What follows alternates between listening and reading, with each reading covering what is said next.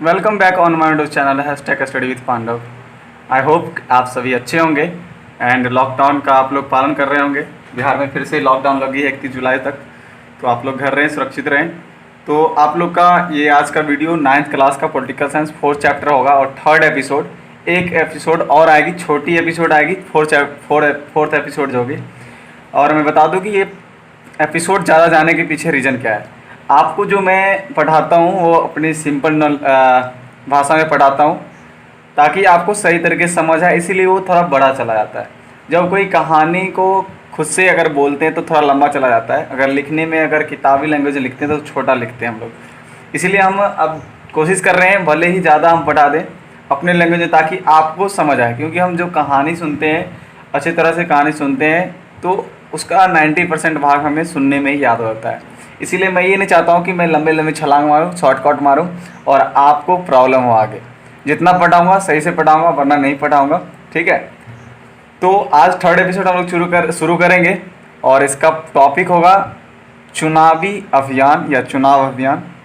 तो इसमें हम लोग बहुत कुछ पढ़ने वाले हैं और लास्ट जो 4थे एपिसोड आएंगे उसमें हम लोग स्वतंत्र चुनाव आयोग के बारे में पढ़ेंगे। अभी कौन चुनाव आयुक्त हैं, प्रथम कौन थे, तो ये सब बारे में हम लोग पढ़ेंगे, ठीक है। चलो आज स्टार्ट करते हैं चुनावी अभियान या चुनाव अभियान। तो चुनाव का उद्देश्य क्या होता है, जो सरकार चुनाव कराती है उसका क्या उद्देश्य होता है, आपके सामने लिखा हुआ है। आपको सिंपल लैंग्वेज समझने के लिए मैंने सिंपल लैंग्वेज का यूज़ किया है। मैं कोई वीडियो बनाता हूँ तो सिंपल लैंग्वेज यूज़ करता हूँ ताकि आपको सही तरीके से समझ आए। लोग को अपने पसंद से अच्छे प्रतिनिधियों कोमा यहाँ पे सरकार और अच्छी नीतियों वाली पार्टी को चुनाव करने का अवसर देना है। चुनाव जो करवाया जाता है उसका क्या उद्देश्य होता है कि जो अच्छे प्रतिनिधि हैं, लोग के सामने उसको ऑप्शन मिले, लोग अच्छे प्रतिनिधियों को चुन सके, सरकारों को बना सके और अच्छी नीतियाँ वाली सरकार और पार्टियों को भी अवसर दे सके। इसीलिए बार बार चुनाव एक निश्चित समय अंतराल में कराया जाता है, ठीक है। तो अगर एक बार मान लो कि किसी आदमी को चुनकर 20-30 साल के लिए आप फिक्स कर दें हमेशा के लिए, तो वो ऑटोक्रेसी ला सकती है, ठीक है। राजशाही भी स्टार्ट हो सकता है, क्योंकि लोग सोचेंगे अब मैं तो यहाँ पे इलेक्ट होके प्रतिनिधि बन गया हूँ, तो अब हम यहाँ से हटने वाले नहीं हैं, हम कुछ भी करेंगे तो हटने वाले नहीं हैं। लेकिन लोकतांत्रिक सरकार में क्या होती है, अगर आप एक बार बन गए तो 5 साल ही राज कर सकते हो, आप धांधली करो या अच्छा करो। अगर अच्छा करोगे तो फिर से जनता आपको मौका देगी, अगर आप जनता के हित या जनता के प्रति जवाबदेह नहीं होंगे तो आपको अगले चुनाव में लोग चुनाव के द्वारा जवाब दे देगी। जनता लड़ने नहीं आती है, वो बीच में आवाज़ उठाएगी, भले आप उस पर ध्यान दो या नहीं दो अगर प्रतिनिधि हैं तो, लेकिन अगले चुनाव में आपको जनता चुनाव के द्वारा जवाब दे देगी कि आपने कैसा शासन किया और जनता क्या चाहती है और जनता किन को चाहती है। चुनाव से 2 सप्ताह पहले समय चुनाव प्रचार के लिए दिया जाता है। जब चुनाव कह दिया जाता है कि अब चुनाव है, तो उससे 2 सप्ताह पहले चुनाव प्रसार करने के लिए सभी पार्टियों को इजाज़त दे दिया जाता है। लेकिन सही मायने में हमारे इंडिया में 2 सप्ताह नहीं, 2-3 महीने पहले से स्टार्ट हो जाते हैं, ठीक है। 2 सप्ताह में तो कई पार्टी पूरा बिहार भी ना घूम पाए, उनको तो लोकसभा में पूरा इंडिया घूमना होता है। तो इसीलिए चुनाव आयोग के द्वारा 2 सप्ताह पहले से समय दिया जाता है चुनाव प्रसार के लिए। लेकिन चुनाव पार्टियां अपने अपने स्तर पे, अपने अपने विधानसभा मंडल या लोकसभा क्षेत्र में 2 महीने पहले से ही जनता के प्रति जवाबदेह होना स्टार्ट हो जाते हैं। वो जनता से बात करना, वार्तालाप करना, वादे करना शुरू कर देते हैं, जिसमें उम्मीदवार मतदाताओं के संपर्क में आते हैं। जब चुनाव, बिल्कुल सही बात है, जब चुनाव होती है तभी जो उम्मीदवार हैं मतदाताओं के संपर्क में आते हैं, भीख दे दो। उसके बाद जब आ जाते हैं, ऐसे 80% ही हैं, 20% अच्छे भी नेता हैं, हम 100% गलत नेता नहीं ठहरा सकते हैं। राजनेता जो होते हैं, बड़े बड़े राजनेता, वो अपने सत्ता हासिल करने के लिए अच्छे अच्छे भाषण देते हैं। अच्छे अच्छे भाषण का मतलब बड़े बड़े वादा करते होंगे स्टेज पे चढ़ के, मैं ये कर दूंगा, मैं ये कर दूंगा, ये सरकार वो सरकार वो की, हम ये करेंगे।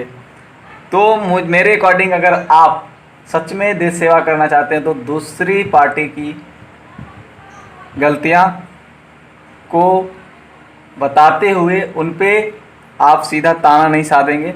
अगर आप अच्छी पार्टी हैं या अच्छे उम्मीदवार हैं तो आप अपना काम करेंगे, आप अपने काम से लोगों को दिखाएंगे कि हम ऐसे प्रतिनिधि हैं जो जनता के प्रति जवाबदेह होंगे।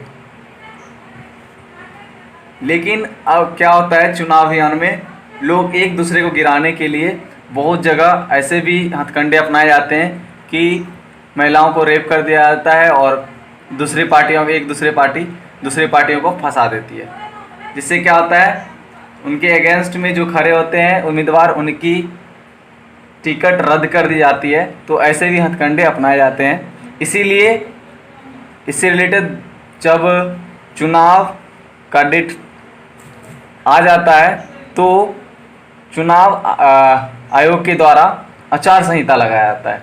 आचार संहिता क्या होता है वो भी हम लोग आगे देखेंगे। जब मैंने बताया है कि जब इलेक्शन का डेट फिक्स हो जाता है तो तब से आचार संहिता लागू किया दिया जाता है। उसमें आपके बहुत से एलिगेशन लगाए जाते हैं, हर एक पार्टी पे लगाते हैं, हर एक पार्टी को मानना पड़ता है, चाहे रूलिंग पार्टी हो चाहे अपोजिशन पार्टी हो, कोई भी पार्टी हो। ठीक है, चलते हैं नेक्स्ट पेज। आई होप, और एक लाइन छूट गया है, सभी राजनीतिक पार्टी अपने अपने समर्थकों को संतुष्ट करने में जुड़े होते हैं। जब चुनाव अभियान स्टार्ट होती है तब हर एक राजनीतिक पार्टी हर एक गांव, गली गली, मोहल्ले मोहल्ले घूमते हैं संतुष्ट होने के लिए, लोगों को संतुष्ट करने के लिए कि हम आपके लिए ये करेंगे वो करेंगे।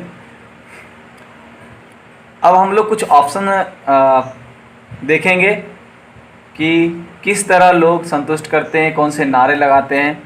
कुछ घटना हुई थी पूर्व में, विगत वर्षों में, उनको हम देखेंगे। तो आपके सामने फ्रंट में लिखा हुआ है, विगत वर्षों में विभिन्न चुनावों में विभिन्न दलों द्वारा उठाए गए कुछ सफल नारों पर ध्यान दें।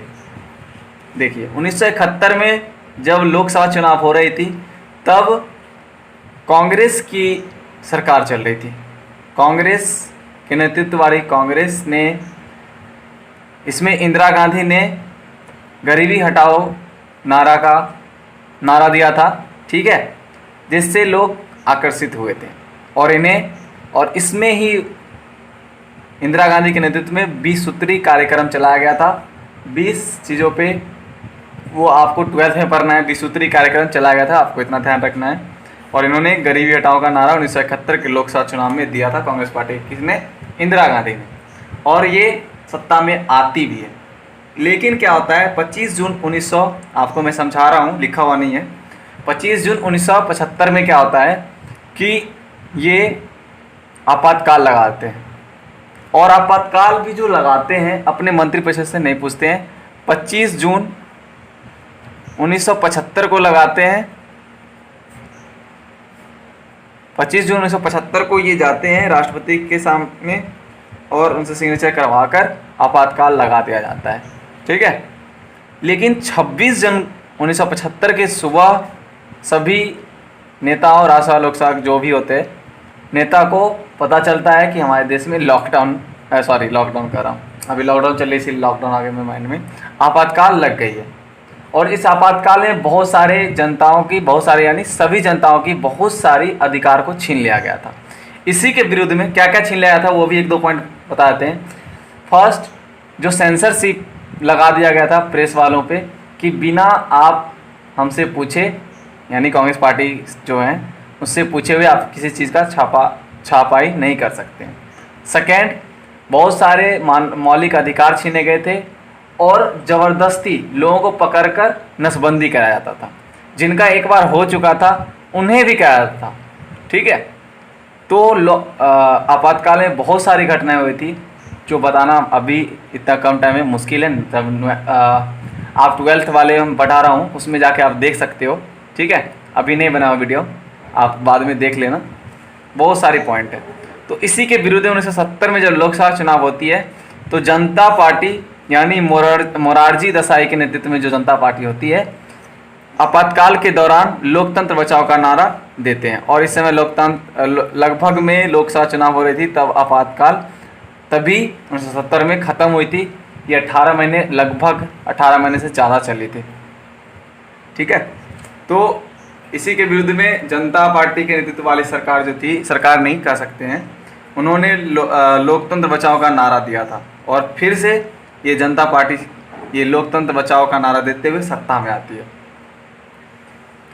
1983 में भी एक घटना होती है जो आंध्र प्रदेश में होती है। ये दोनों लोकसभा की घटना थी, ये एक विधानसभा की घटना है।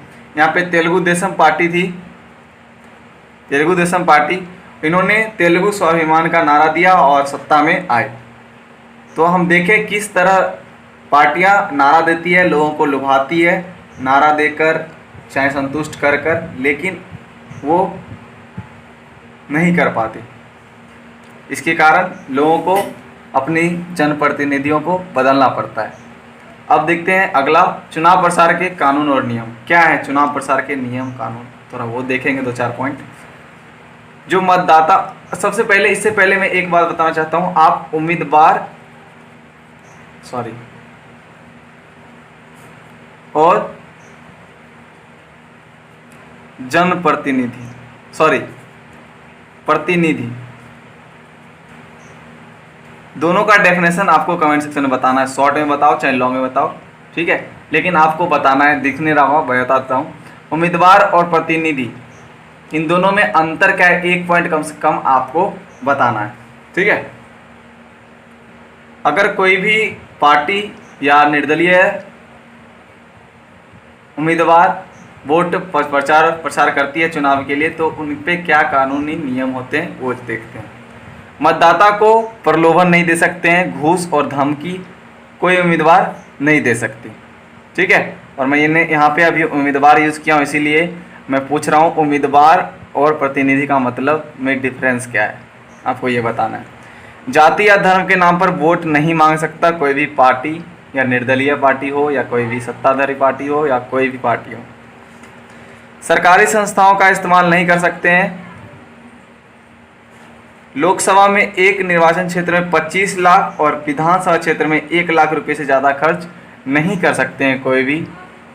ठीक है, अगर लोकसभा चुनाव है तो उसमें आप 25 लाख खर्च कर सकते हो, विधानसभा क्षेत्र है तो 1 लाख तक आप खर्च कर सकते हो, इससे ज़्यादा आप खर्च नहीं कर सकते हो। ये कानून है चुनाव प्रसार के।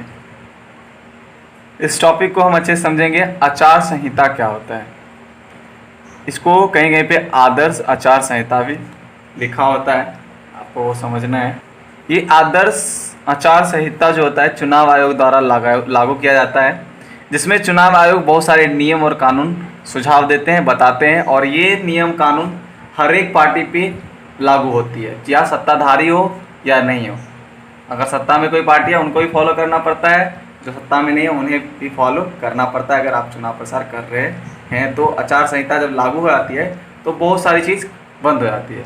आचार संहिता कब लागू होती है, जब डेट क्लियर कर दिया जाता है कि अब चुनाव है। आचार संहिता डेट निकलते ही, डेट फिक्स होते हुए चुनाव की आचार संहिता लागू हो जाती है, और जब तक, कब तक लागू रहती है, जब तक परिणाम ना आ जाए। ठीक है, आचार संहिता लागू क्या होता है वो बताऊंगा मैं, इसके नियम कानून। इससे पहले उद्देश्य जान लेते हैं, क्या होता है उद्देश्य आचार संहिता लागू करने के लिए। चुनाव प्रसार अभियान को निष्पक्ष तथा साफ सुथरा बनाना एंड सरकारी मशीनों के दुरुपयोग को भी रोकना।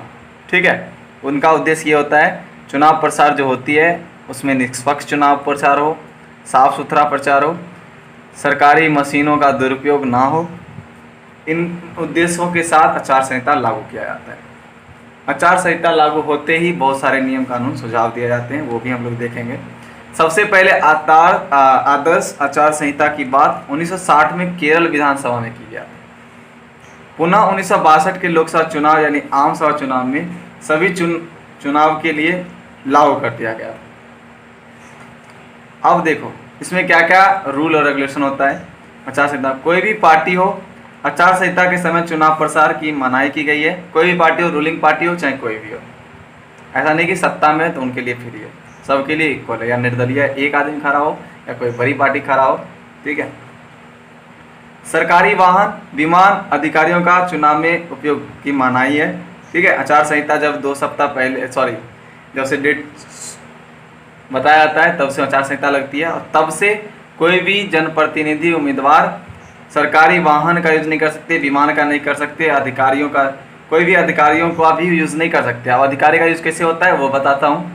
अगर आप IAS IPS हो फेमस, कोई भी पार्टी आपको, अगर आप ऑन ड्यूटी हो, रिजाइन नहीं मारे हो, रिटायर नहीं हुए हो, तो उनको क्या करते हैं, अगर फेमस है तो वो कोई भी राजनीतिक पार्टी अपने साथ चुनाव प्रसार में ले जाती है, फिर अपनी दबदबा दिखाने के लिए कि हमारे साथ इतने बड़े आदमी हैं, हम ये कर सकते हैं, वो कर सकते हैं।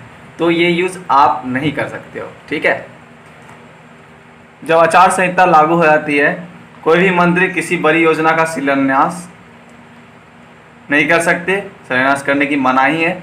किसी भी खास धर्म के नारे और झंडे लगाने व निकालने की मनाही होती है आचार संहिता में, ठीक है। अब देखते हैं मतदान और मतगणना। मतदान केंद्र कोई भी स्कूल, सरकारी स्कूल, कॉलेज या सरकारी इमारतें पर हो सकती है मतदान, ठीक है। और मतदान मतदाता कौन होता है, हम और आप। मतदान के उपरांत मतदाता की उंगली पर काला या नीला निशान लगा दिया जाता है कि वह पुनः वापस फिर से 2 बार वोट ना दे सके। अब देखो, आपको मैं कुछ बताने वाला हूँ, इसको इग्नोर करके चलना। ये फोटो लिखा हुआ है। पहले क्या होता था और अब क्या होता है। अब क्या होता है, पहले क्या होता था, एक बैलेट पेपर होता था, उसमें अगर एक निर्वाचन क्षेत्र में जो उम्मीदवार खड़े हुए हैं, उनका सीरियल वाइज होता था, उनका नाम, यहाँ पे उनका चुनाव चिन्ह, उनका चुनाव चिन्ह उल्टा हो गया है, और नाम क्रमांक 1 2 3, एक बैलेट पेपर होता था। और जो लोग जिनको पसंद करते थे वहाँ पे जाके मोहर मार देते थे, ठीक है, और उसको डब्बा में गिरा देते थे। लेकिन अब क्या होता है कि अब मशीन होता है, ठीक है। मशीन में जो प्रतिनिधि होते हैं उनका नाम होता है और उनका चुनाव चिन्ह होता है। आप वहाँ पे जाके बटन टिपते हो। लेकिन पहले क्या होता था, एक पेपर होता था, वहाँ पे स्टंप मारते थे और डब्बे में गिरा देते थे। इसमें क्या होता था, इसमें ज़्यादा धांधली होती थी। कोई भी जहाँ पे ये बॉक्स गया है वहाँ पे ठप्पा मार के, कोई भी अगर पार्टी को जिताना है तो जब धांधली होती थी तो ठप्पा मार के गिरा दिया जाता था 100-200 एक्स्ट्रा। सबसे पहले बूथ कैप्चरिंग का घटना भारत में बेगूसराय डिस्ट्रिक्ट बिहार में हुई थी। आपको 12th में ये पढ़ना है, ठीक है। तो पहले क्या होता था, अब क्या होता है, आप देख लिए इसको EVM बोलते हैं, इलेक्ट्रॉनिक वोटिंग मशीन। पहले ये बैलेट पेपर होता था, उस पर ठप्पे मारते थे, लेकिन अब मशीन होता है, उस पर बटन, जो चुनाव चिन्ह होता है और नाम होता है, जाके बटन टिपते हैं अगर जो मुझे पसंद है। और बता दें, अब मशीन के नीचे क्या होता है, NATO, none of the above, इनमें से हमें कोई पसंद नहीं है। आपका चुनाव का अधिकार है, आप मतदान का आपका अधिकार है, आप मतदान ना छोड़ें। अगर आपको कोई भी प्रतिनिधि सही नहीं लगे तो नाटो पे जाके क्लिक कर दें, इससे बहुत बड़ा इफेक्ट होता है। अगर मान लो देश की 50% जनता नाटो पे मारता है तो वर्ल्ड लेवल पे, इंटरनेशनल लेवल पे भारत की बेइज्जती हो सकती है और भारत की मोरल डाउन हो सकती है कि यहाँ की कोई भी नेता ऐसे नहीं है जो 50% जनता को सेटिस्फाई करा सके। इसीलिए तो